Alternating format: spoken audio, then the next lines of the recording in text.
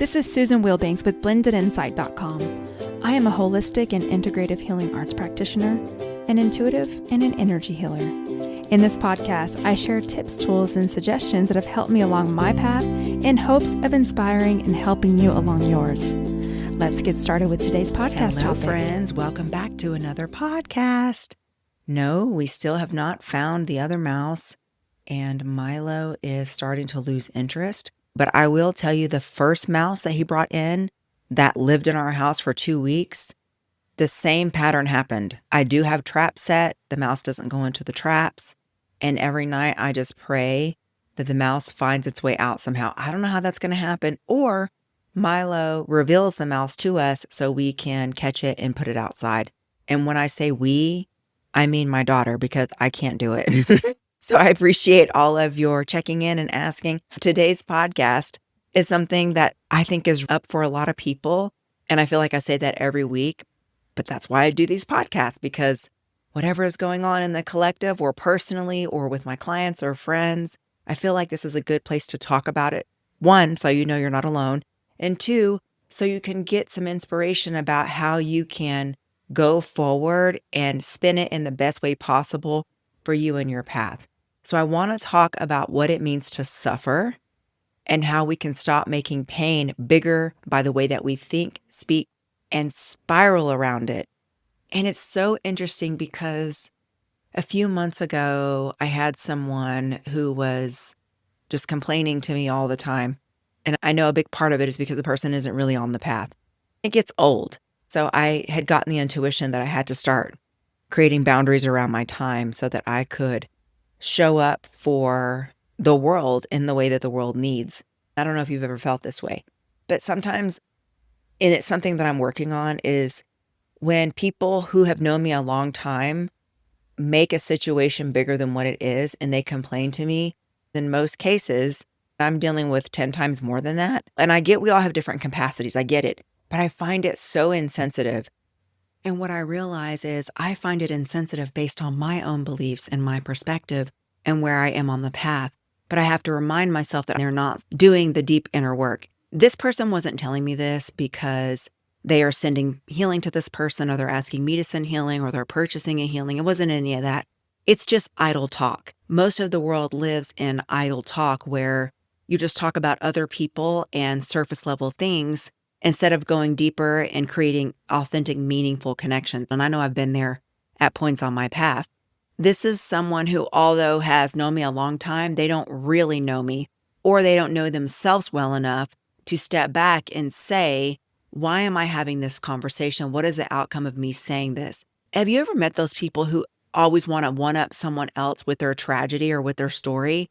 I always want to be cautious about not trying to compete over playing the game of who has it worse, because it's not about that. I didn't say anything in this moment, but I'm consciously looking at the bigger picture. This was conversations trying to distract themselves, but simultaneously interrupting my day and distracting me. It was from a position of, woe is me, woe is everyone else. Look at how horrible the world is. And you and I have the discernment to tell the difference. So in any case, this person was telling me that someone that they knew had lost a grandparent. And it's so hard for them because they're all by themselves. And I'm thinking to myself, well, I've lost all my grandparents and my parents and my brothers, and my family is not really family. They're more relatives. I do have some family, which I'm so grateful for. And I said, yeah, I know. I literally don't have anyone else in my family. And the person said to me, oh, I know you've suffered so much. No. Suffering is a choice. To be transparent, I mentioned it in that moment to try to bring some awareness to the conversation, to snap the person out of their fog, to say, hold on a minute, look at who I'm saying these things to. It didn't work, but that was my attempt. In this moment, it was another reminder. We prolong our suffering when we continue to dredge it up and tell ourselves stories of things that are not occurring in this moment. It's a choice. And when you have that awareness and you sink into it, it is really powerful. I don't live there all the time. This is a practice, just like our spiritual practice. Not saying I haven't suffered, I have, but it is a choice. I have aches and pains in my body, and I've had some hard things happen this year. And I've also had some deeply revealing moments with relatives I've shared with you here, moments about how they really think about me, the judgment, holding on to old stories. That's their story that they created. It's not my story. And I don't have to hold that. I have learned over the years that my judgment of another person only punishes me. It doesn't punish them. They're out there living their life. They don't care what I think. And I feel the same way about people who are judging and projecting onto me. I'm not going to allow someone who is buried in resentment pull me down. It took me a moment to process, but then I realized I get to choose how I interpret this. And in a lot of ways, it's a betrayal, but I actually saw it as a revelation. Instead of saying, oh my God, how could they? Which I did for a little bit because I was so shocked. I shifted it to, thank God I see this now so that I don't have to bring this energy into the future with me. Because I don't want to be around someone who harbors resentment toward me. As soon as it's revealed, I know that I can't take this with me on the next leg. I would rather know and walk in truth, even if the truth is uncomfortable, than keep living a story that wasn't mine to begin with. When I was going through my bachelor program, we had to read this book called The Man's Search for Meaning, and you all might have read it. It's the story of Viktor Frankl. He was a psychiatrist, and he was also a Holocaust survivor. He lost his wife, his parents, his work. He lost everything he had, and he was in a Nazi concentration camp. He was starved. He was stripped of freedom, of dignity, but he discovered something really powerful, and that is everything can be taken from a man but one thing, the last of human freedoms, and that is to choose one's attitude in any given set of circumstances. And he noticed that some people, even in the camps, became caretakers of others. They gave up their bread. They shared hope, not because they personally were free from pain, but because they chose how they would live inside of it. There was a part where he talked about between stimulus and response, there is space. And in that space lies our power to choose. In our choice lies our growth and our freedom. This is something we get to in meditation where we have that gap, where we sit in silence, where we listen, where we get our truth and our clarity. It's not about spiritual bypassing, and it's not about pretending you're not hurting. This is about remembering that in every circumstance, you still have a choice and you still have power. We talk about pain and suffering as though they're the same things, but they're not. Pain is real. Pain is a part of life, but suffering is the mental movie we create about the pain. In Buddhism, suffering comes from attachment and resistance. So the pain is here, but what am I telling myself about the pain? That's where the suffering comes in.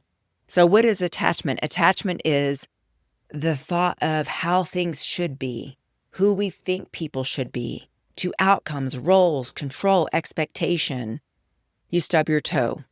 It's a little bit painful. Sometimes people will say, oh, I'm so clumsy, the day is ruined. See, you already start that mental loop in your head and you create your own suffering.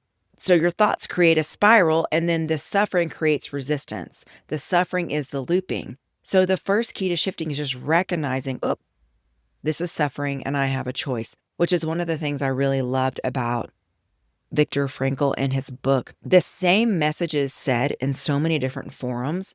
Sometimes you hear it in a way that hits you. You could be listening to the same thing and you hear it again and it resonates differently. And this is why, for me, these teachings never get old. I always need the reminder. The world feels intense right now. I know that. But what I've learned is it's not the whole truth. I know this is going to sound crazy, but we are actually living in one of the least violent centuries in human history right now. Global deaths from war have dropped dramatically since World War II, down over 97%. And I know that we still have wars going on. It's less than what it was. Homicide rates are lower than ever in many countries. That doesn't erase what we're witnessing. The difference right now is that we're being shown everything because of technology. So we don't really get a break from it.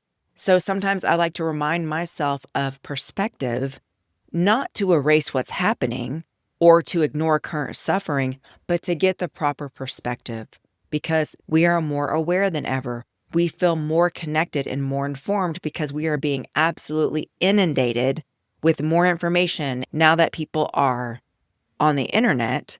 We can go and seek out information. And if you want to just enjoy comedy on TikTok, you still get ads. So we're being inundated with it. And I know it can feel overwhelming, but it can also be empowering because with everything happening, you still get to choose how you respond, what you engage with, and what you absorb. So one of the things I wanted to offer to you today is give yourself 5 minutes.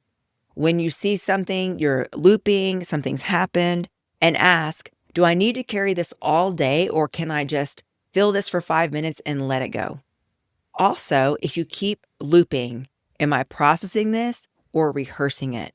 Because when we tell ourselves the same story over and over, we won't let the wound heal.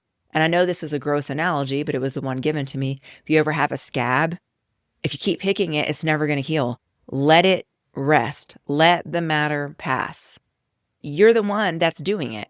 Even if someone's bringing it to your attention, you still get to choose. If someone is offering you a gift, if you don't reach your hands out and accept the gift, you didn't absorb it. It's not yours. No, thank you. I'm not saying that it's easy, but it really can be that simple. We are the ones that are creating the thoughts. Sometimes the thoughts are not really the truth.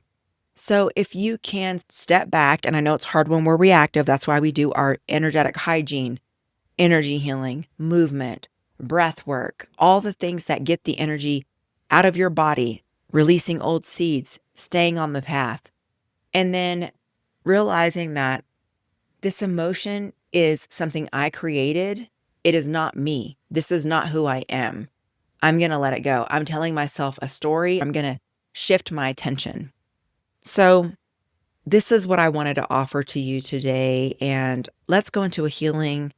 And after the healing, we'll do some closing thoughts just to get you into the correct space and keep you grounded and keep your heart open during this time of transition. So you can uncross your arms and legs, and I will turn the healing on.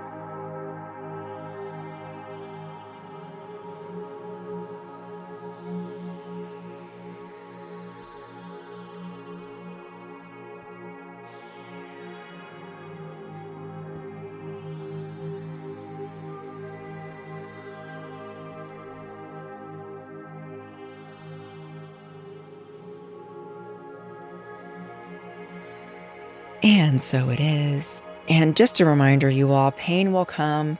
It's part of being in the body. This is where we choose. Do I let this moment define me, or do I use it to define who I become? Set the story down, even just for a moment. This is why a lot of times people get so enmeshed with a title or a disease that they can't shake it loose. I've seen this over and over where they don't realize that they're energizing it over and over. For example, Alcoholics Anonymous, nothing against that. I know it's helped a lot of people, but I've seen people over the years, not all of them, some of them have really benefited. So I'm not using it as a blanket statement. That's just the one that came to my mind, is that they are so tethered to the story of, I will always be an alcoholic. I will always be an addict. I've seen people break away, but I can look at the thought forms. This is why I'm mentioning this. You are not your thoughts. You are not your history, and you are not your pain. You are the I.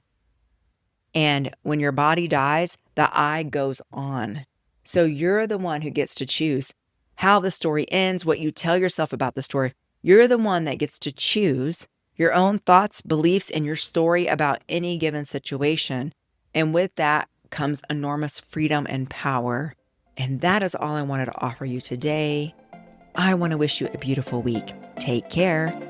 Bye-bye.